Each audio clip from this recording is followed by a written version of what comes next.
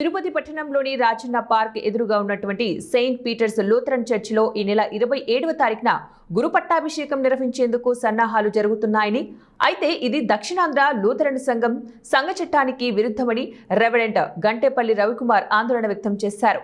మంగళవారం రేణిగుంట ప్రెస్ క్లబ్లో నిర్వహించిన మీడియా సమావేశంలో రెవరెండ్ గంటేపల్లి రవికుమార్ మాట్లాడుతూ SALC నియామావళి ప్రకారం ప్రవేశ పరీక్ష, ministerium, board of evangelism, executive committee ఆమోదాలు, బిషప్ సిఫార్సుతో గుర్తింపు పొందిన దైవజ్ఞాన కళాకారులలో విద్య పూర్తి చేసిన వారికే గురు పట్టాభిషేకానికి అర్హత ఉంటుందని వారు వివరించారు. ఈ విధి విధానాలు పాటించకుండా కొందరిని ఎంపిక చేసి అభిషేకం జరిపించడం సంఘ ప్రతిష్టకు భంగం కలిగించడమేనని, నియమిత పాస్టర్లు ఉద్యోగ భద్రత, వారి కుటుంబాల భవిష్యత్తుపైన ప్రభావం చూపుతుందని పేర్కొన్నారు. ఈ వ్యవహారం దక్షిణాంధ్ర లూథరన్ సంఘ వ్యాప్తంగా గందరగోళం సృష్టిస్తుందని తెలిపారు. కార్యక్రమంలో right reverend G Sundar Shekar, రెవరెండ్లు అనురాగ్, సతీష్, విజయ్ కుమార్ పాల్గొన్నారు. 7 సంవత్సరాలుగా 1989వ సంవత్సరం నుంచి మరి పాస్టర్ క్యాండిడేట్గా, అభిషిక్తుడైన గురువుగా, కొన్ని బోర్డుకి చైర్మన్గా అన్ని రంగాల్లో నేను పనిచేసి ఈరోజు నాయుడుపేట సమీపంలో ఉండే ఫాదర్ మీలియస్ ప్యారిష్ తుమ్మూరు నందు పరిచర్య చేస్తున్నాను.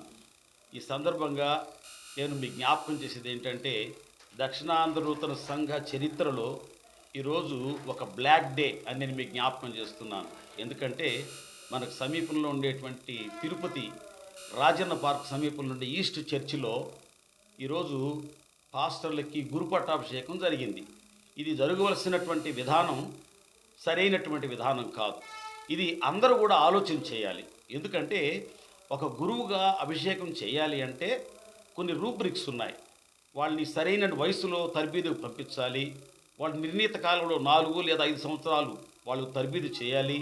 ఆ తర్వాత వాళ్ళు వచ్చే ప్రాక్టికల్ ఎక్స్పీరియన్స్ కలిగి గురు పట్టాభిషేకం జరగాలి అంటే ఇక్కడ ఉన్న పాస్టర్స్ అందరూ అట్లీస్ట్ 4 years BD చదివి ఉండాలి, బ్యాచులర్ ఆఫ్ డివినిటీ అనే కోర్స్ చదివి ఉండాలి.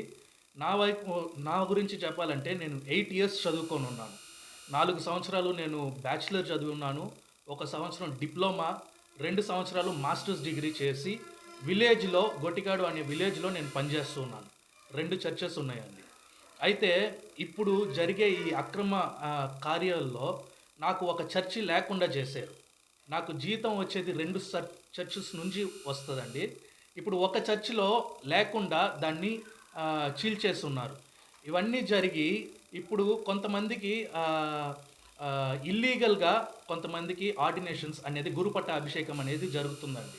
మేమందరం చదువుకొని ఆ తర్వాత మా గురువులు ఎగ్జిక్యూటివ్ కమిటీ నుండి వాళ్ళు మమ్మల్ని ఓకే అని చెప్పి మా సంఘము మేము ఒక